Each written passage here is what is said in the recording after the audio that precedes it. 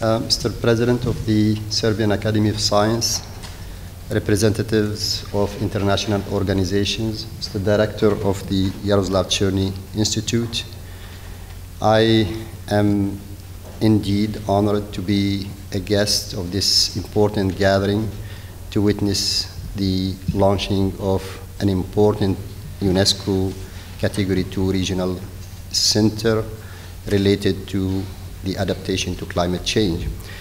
And I can assure you that Jaroslav Cherny Institute is a good place to host such a center, and I, from my experience and dealing with this institute, quite confident that this center will indeed add to the advancement of the science of hydrology and groundwater and as related to climate change.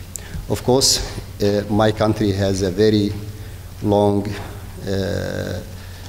experience with Serbian and former Yugoslav institutions, and in particular Jaroslav Cherny, and that goes back for decades, and we have indeed benefited from this bilateral cooperation in the field of water resources.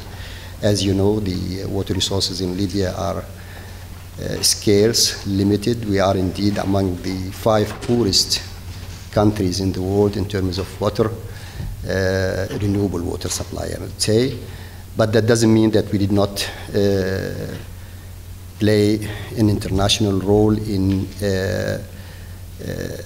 the development and the addition to the science of hydrogeology. As you know, we are sharing a huge aquifer systems with neighboring countries, and with the help of UNESCO and cooperation of regional organizations, we have managed to convene 3 international events on transboundary aquifer systems and their management back in 1999, 2004, and 2008. Of course, Serbian contribution was quite considerable in these events.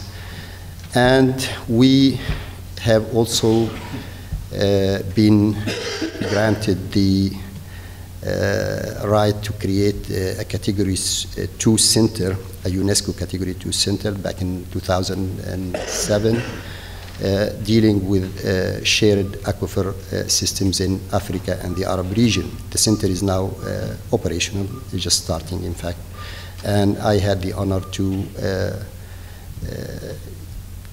initiate, let's say, this center in Libya. So, as you know, water resources are of great importance everywhere in the world, not only in our region, but I noticed there even in Europe or in America, Australia, and so, water resources are becoming more and more an issue, let's say, for development, not only in terms of quantity, but also in terms of quality.